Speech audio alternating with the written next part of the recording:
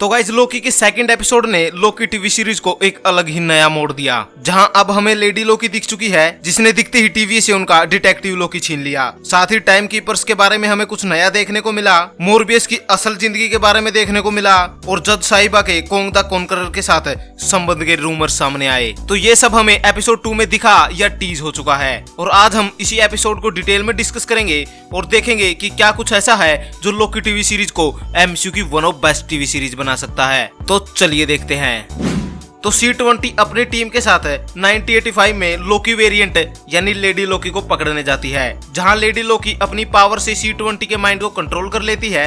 अब यहाँ lady Loki की पावर ग्रीन कलर में होती है। इससे पहले एमसीयू में दिखे हर मैजिशियन की पावर का कलर अलग अलग है और अब लेडी लोकी भी उनमें शामिल हो चुकी है। वैसे हम ट्रेलर में देख चुके हैं कि हमारे वाला लोकी भी अपने हाथ से इसी तरह के मैजिकल ब्लास्ट कर रहा है, तो हो सकता है कि आगे जाकर लेडी लोकी हमारे वाले लोकी को ये पावर यूज करना सिखाए। खैर वापस आते हैं इस सीन पर। तो यहाँ जब सारे मिनटमैन ढेर हो जाते हैं तो लेडी लोकी इस डिवाइस का यूज करती है जो हर मिनटमैन के पास होती है। तो इस डिवाइस के इंटरफेस में ये 4 ऑप्शंस हैं, जिनमें से पहला टाइम डोर का ऑप्शन है, जिसकी मदद से किसी भी टाइम में टाइम डोर्स को ओपन किया जा सकता है। तो वहीं दूसरा ऑप्शन मिस मिनट का है। तो ये ऑप्शन शायद तब यूज होता होगा जब किसी मिनटमैन को कोई इन्फॉर्मेशन या मदद चाहिए हो और मिस मिनट उसकी मदद करेगी। और बाकी 2 ऑप्शंस में से एक सेटिंग और एक फाइल्स का ऑप्शन है। खैर फिर लेडी लोकी इस मिस मिनट और उसकी टाइम रीसेट डिवाइस को लेकर यहाँ से चली जाती है। तो वहीं टीवी हेडक्वार्टर में लोकी मोरबियस की मैगजीन पढ़ रहा होता है। इस मैगजीन के बारे में हम आगे बात करेंगे। यहाँ इंपॉर्टेंट है मिस मिनट का क्वेश्चन। तो मिस मिनट यहाँ लोकी से पूछती है कि जब अल्टरनेट टाइमलाइन रेड लाइन से आगे निकल जाती है तो तब क्या होता है। तो जब कोई भी अल्टरनेट टाइमलाइन रेड लाइन से आगे निकल जाती है तो फिर उस टाइमलाइन को रीसेट नहीं किया जा सकता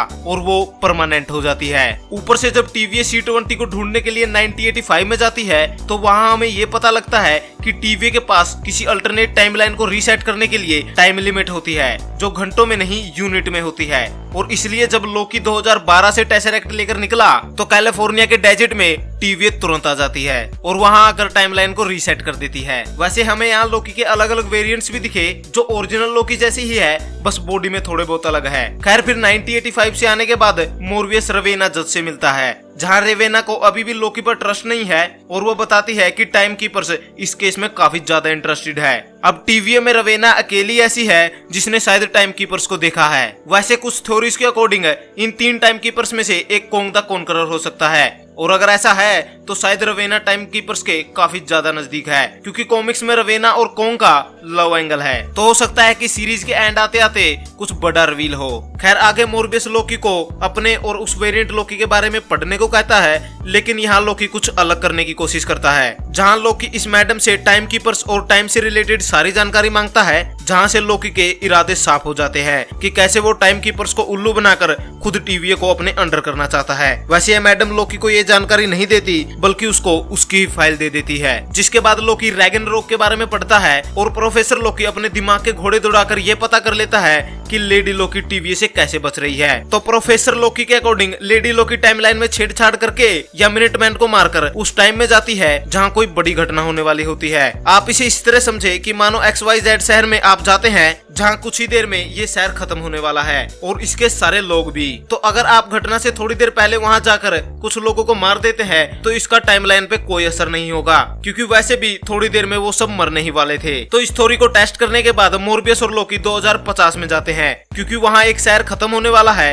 और वहीं पर लेडी लोकी भी है। अब टीवी वाले और लोकी एक रॉक्सकार्ड शोरूम में जाते हैं। ये रॉक्सोन की ब्रांच है। रॉक्सोन हमें पहले भी एमसीयू में दिख चुका है। खैर फिर टीवी वाले अलग अलग बट जाते हैं और लेडी लोकी को ढूंढने में लग जाते हैं। तो वहीं इस बंदे के through lady Loki Hunter B15 में आ जाती है और लोकी से बात करती है और ये कन्वर्सेशन काफी जबरदस्त होती है। तो वहीं दूसरी तरफ मोरबियस उस मिनटमैन को ढूंढ लेता है जिसे लोकी ने एपिसोड की शुरुआत में किडनैप किया था और वो मोरबियस को बताती है कि उसने टाइम कीपर्स के पास कैसे पहुंचा जाए ये लेडी लोकी को बता दिया है। यानी हमारे वाले लोकी की तरह लेडी लोकी भी टाइम कीपर्स के पीछे लगी हुई है। लेकिन जब लोकी लेडी लोकी को टीवी पर राज करने और टाइम कीपर्स को पकड़ने का ऑफर देता है तो वो साफ साफ मना कर देती है, क्योंकि लेडी लोकी का अपना ही एक प्लान है जो है सेक्रेट टाइमलाइन को डिस्ट्रॉय करना। यानी इतने टाइम से लेडी लोकी जो रीसेट चार्जेस इकट्ठा कर रही थी उनको एक साथ यूज करके अलग अलग टाइमलाइन में भेज देती है, जहाँ जाकर वो अलग अलग टाइमलाइन यानी टाइम ब्रांचेस बना देती है। अब ये टाइम ब्रांचेस कहाँ पे बनी इसकी हल्की सी झलक हमें दिखी थी, जहाँ कुछ टाइम ब्रांचेस न्यूयॉर्क,